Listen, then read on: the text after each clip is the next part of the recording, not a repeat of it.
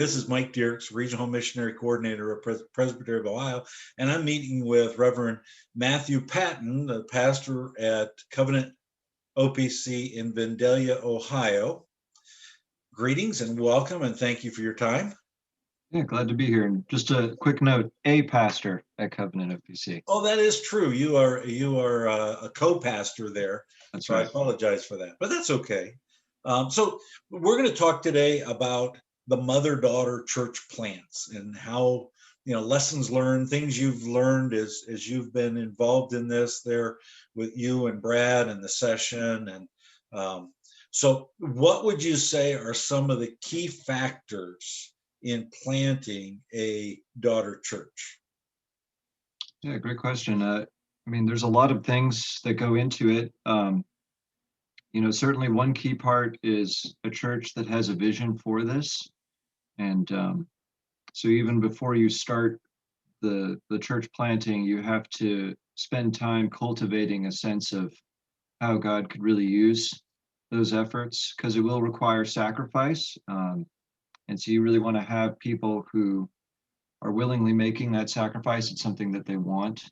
I think another key thing is just a session that also really has that vision and that works well together, that's healthy. Those are key things. I think those would be the main things to start anyway. So obviously there's other things. Yeah, let me tie into that you talked about cultivating the vision.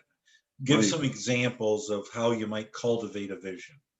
Yeah, great question. So, one thing we do, not just initially, but just ongoing, is we're constantly keeping the vision of church planting in front of our people. So, actually, just this past Sunday, we had Brad Peppo come.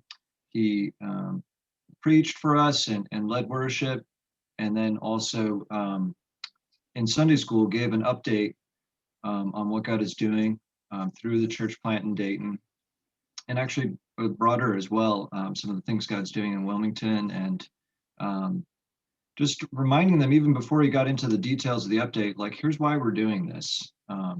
Here's the sense of how God is using church plants to reach people in communities where previously we really didn't have a presence. It's one thing to invite your friend to church and say, oh yeah, it's like a 30-minute drive. It's another thing to say, yeah, it's 5 minutes down the road, it's right here. And so, that's a key aspect of our vision, is trying to go places where there isn't a Reformed witness, and trying to reach people. So one of the things we're doing is just regularly putting Brad in front of the congregation, maybe every 6 months or so, we're saying, hey, remember Pastor Brad, he's one of our evangelists. We now have two evangelists, him and Tyler Dietrich. Right. And so putting them before the congregation, saying, here's what God's doing, and remember why we're doing this. Those are really key things that we try to do. So let's expand that a little bit. You're at a pastor at a church where you don't have a Brad Peppo. What would be some things you might do, or the session might do, to help cultivate? Give some ideas there. Yeah, great question. I think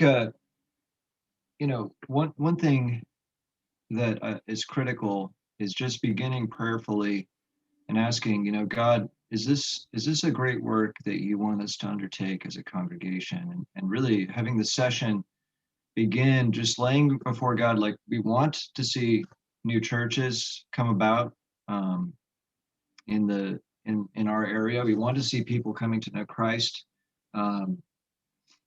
Is this what you would have our congregation do? Is this how you want us to dedicate our resources? And so beginning there, and then as God gives confirmation, yeah, this is something that people are excited about. We can even see, like, hey, this next community over, we have a lot of folks, even in our own congregation, who are interested in church planting, who would love to have a church locally right there. We're starting to see how God could use this. And then, just trusting as you get that sense of call from the Lord, as you pursue that with wisdom, just trusting God will give the resources. That's one of the things we've had to trust God for, even with a Brad Peppo. Right. One of the key challenges we've faced is, as a congregation reaches the point where it's at least solid enough that it can begin to have its own identity and start to have its own organizing pastor. And Brad's starting to see other avenues where he could begin new works. At that point, we need a guy who's going to be the long-term organizing pastor. One day will be the very likely the pastor of the congregation when it's particularized. We need a guy who can take over in Brad's place. And one of the things that we've really needed to rely on the Lord for is the connection with gifted men who would be good matches. And God's been so gracious to us, giving us Daniel Doley's there in Springfield, and then also raising up Stephen Lauer for Wilmington, and then here Tyler Dietrich for Dayton. That's been God's gift to us, and so God will provide the guy. Right. Yeah. Yeah. He orchestrates all of it. We just have to know what the instruments we're supposed to play at the time. So that's right. Let's talk about the session dynamics and kind of the thoughts on how to getting the session of one accord, because there's obviously you got different personalities, different tensions, sure. lots of different focuses even on the local church, and now we're adding something to that plate. So how are some ways to work through that? Yeah, great. So it's taken us a while to figure this out. We've gone around and around in different ways. One thing that's worked very well for our session is what we call the commission model, where we delegate the kind of everyday tasks, logistical tasks, and even things like interviewing people for membership and things like that. We delegate that to a commission of session who is charged particularly with the kind of the church plant. And that commission meets separately and keeps its own minutes, and then submits those minutes to the whole session. And we review those and ratify those. And so one thing that's helped our session to be able to, regularly be doing church planning is to kind of keep in bounds the stuff that we have to have in our headspace. If you had to keep in your mind all the details of two separate congregations, that's a lot, right? So we do still keep a high level view of things. There's still genuine oversight. Every single session meeting, we dedicate a big portion to here, let's talk through matters pertaining to the church plant. And all of the guys who are on the commission are obviously there as well. So we have direct contact with them. They're on our session. So that's one thing we do, though, that I think has really helped us as a session to just have the resources to be able to do what we do. Okay. And that requires a lot of trust. I was going to say there's a lot of trust that has to be established. That's right. Yeah. And so one of the things we regularly do is usually once a year at our session retreat is we take some time just to kind of refresh, hey, how are things going in our church planning vision? Do we feel like we're on the same page in terms of vision? And sometimes what we do as well when we're at a major crossroads and we're like, okay, we see this new group kind of developing here. They've expressed interest in working with us. We have to decide whether we're going to dedicate the resources to go this direction. It's a big, big decision. That's an all hands on deck decision. That's not something we delegate. And that's something that we're all like saying, yes, we really see God leading us this way. So it took some time to kind of figure out how to work the commission model. And it's something we're still learning. But one of the things also I should just mention that we've done is we're developing and we always have this in development, is a vision document. Just sort of saying like, here's how we see our church planning model working out. And then we can refer back to that and say, hey, are we being faithful to the vision? Are we following the strategies? Do we need to modify our strategy based on realities on the ground? Right.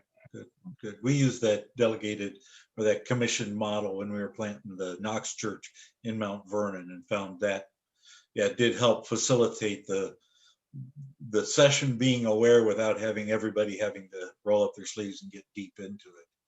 Right. So that's a good model to go. So let's talk about the daughter church. So we've got an area. Let's say there's a handful of families that are coming to the church. How do you meet with them? Do you talk with them individually or as a small group? How did you engage them in kind of really planting that seed of a vision that they could be a new church plant? Yeah. So, all right. Yeah. So, in a couple of cases, this is how it's gone about, where Covenant is starting to grow, and we're starting to, get full, and we're identifying a group of families that are in a particular region that we think would be a really strategic region to reach, a place where there's not much in terms of a reformed gospel witness, or perhaps No. no gospel witness, at least from a reformed perspective. Um, and so there's the strategic element. There's also the fact that, hey, these people are traveling a good ways to come to be with us. So there's an advantage to them of having in their own local community um, their own church. And then it's really Brad going and meeting with families who are in that region and just saying, hey, we see an opportunity here. Um, Obviously, we love having you at Covenant. But is this something you would want? Is this something you'd be interested in doing? And just explaining again the missional aspect of it. Hey, if this were to come about, you realize there would be kind of like a copy of Covenant here in your local community, where some of those friends you've been wanting to invite to church but have not been coming because of the distance, they could actually now come. And we'd see a new gospel light shining in this right in your own hometown. And so, going to those people and sharing that vision and seeing how they respond, seeing if it's something they want to do, that's really what we've been doing. And it's so encouraging how people have stepped up. Um, and one of the things we do when we actually are about to launch a new church is we have all those people come forward in the just in the midst of the worship service, and we just pray for them, and we have them all up there in front of them and say, here are the people who are going out from our midst for the sake of God's name. We're sending them forth in prayer, and this is sort of like a pledge of ongoing prayer. And so in our prayer list in the bulletin, there's always a whole section dedicated, to our church plant, saying, hey, be remembering them in your prayers. Okay. So that's how you keep the mother church kind of connected and engaged and supporting the daughter church, and not just severing ties and sending them out the door and say best of luck. Right. You kept it a relational commitment, as it were. Yeah, and actually another aspect of how we've done that, that's super important, something we have to keep remembering to do, is realizing that, as a brand new church, they don't have a lot of the events and things developed that we have. And so as appropriate, as we have the ability, we're often inviting the daughter church to different events. So like we have our friends night for the youth. We're always inviting our daughter church to that. Different social events like the church picnic, we're inviting the daughter church to that. And just making them know, like, hey, you've gone out and are meeting in a separate location, but you're still one with us. Right. And there's some places, where they're required to be with us. Like when we have our congregational meeting, we are one congregation in terms of governance, and Right. they have every bit as much a say in the vote of our budget, or who we're going to call as a member who attends at Covenant. So Right. Good. yeah. Good. So let's just, as we wrap up, some pitfalls, some things that wish you would have done differently, or maybe not so much differently, but just earlier, or we should have delayed. So just some things to watch out for as you've gone through this. We'll call it the bumps on the road. Sure, sure. Good question. Let me think about that. Hmm.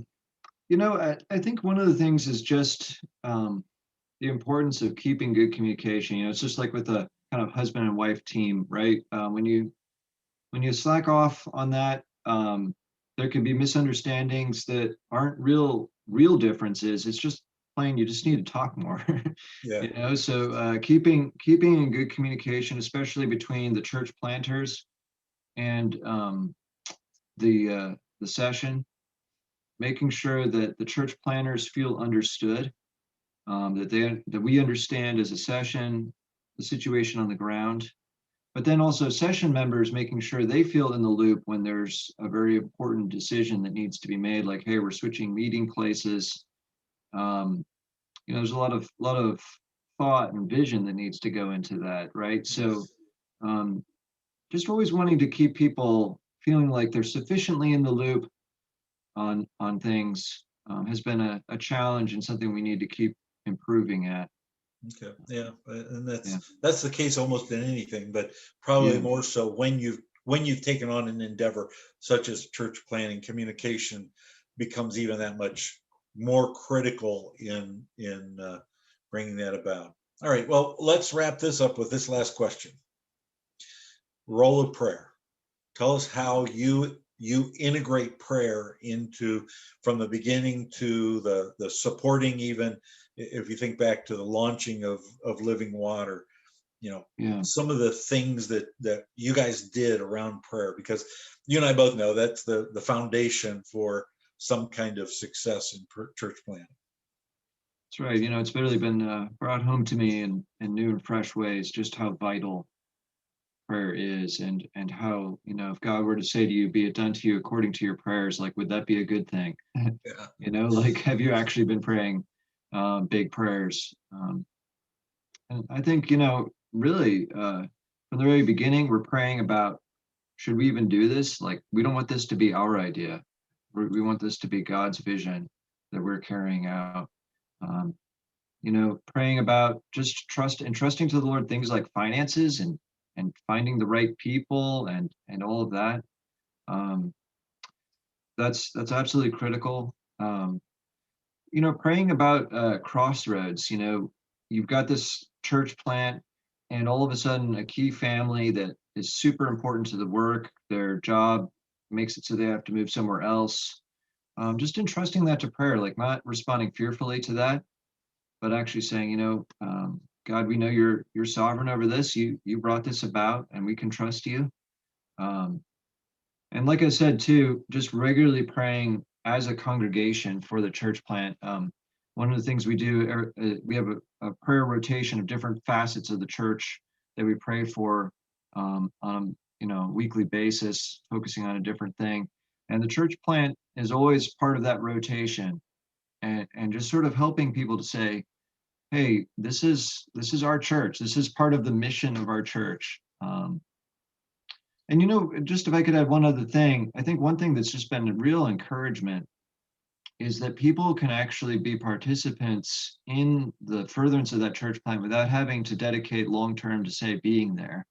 And it's not just in terms of financial giving, but also, we've had families that have, for a year at a time, or something like that, said, we're going to go and we're going to attend the church plant just regularly. We're going to be there all the time, as a way of boosting morale, as a way of just connecting with people, and visibly showing, like, we are in this with you. Yeah. And there have been, church officers who have done that, especially when officers are still in training. And that's a key thing, right? Is having local elders and deacons who can assist the work of the minister. Um, it's been a huge blessing seeing people step up in that way, even if it's not permanent, but just, temporarily. We want to be a part of this work. I really see that as the product of prayer. Yeah. Yeah. People Yeah. seeing the sense of how I could be a part of this, I could serve in this. Yeah, putting some feet to the prayer, as it were. Yeah, That's right. awesome, great. Well, Matthew, thank you for your time. one last quick question, I assume, but I'm going to ask it. If somebody wants to contact you, like you talked about putting that vision booklet together on the mission, that Sure. you'd be open to sharing those concepts with them if they want to reach out. And Absolutely. And I just say one thing to anybody who's considering this. It's been amazing to us seeing how God has blessed this, not just in terms of churches being planted, but when we've sent people out, that's been like, a big hit. That's been like 30, 40 people that we regularly see. All of a sudden, hey, we don't see them anymore. It's feeling a little sparse out there. You know what God has done every single time is He has filled our numbers again, and He has expanded the church locally here, even to refill those numbers that have left. And I just want and to I, give praise to God for that. Like he's not a stingy God. yeah. Um, and that Well, really church planting we should not see that as like a cost or as loss, but rather it's such a gain. yeah. Um, to have be part of a church that's outward focused. I think people love being a part of that. Yeah. So God has really been very kind to us. Wonderful. Yeah, I watch your Facebook page and constantly see new families being added. So Yeah, you're by not God's only grace. replacing, but you're adding more than what That's was right. gone. So that's a praise to God for blessing you in blessing communities. That's Um, right. That's right. so, all right. Well, thank you again for your time. Pastor Patton, as I said before, he's a co-pastor at Covenant Vandalia in the Dayton, Ohio area. And again, thank you for all that you've done and continue to keep pressing the gospel forward. God bless you, brother. God bless you. Thank you so much, Mike.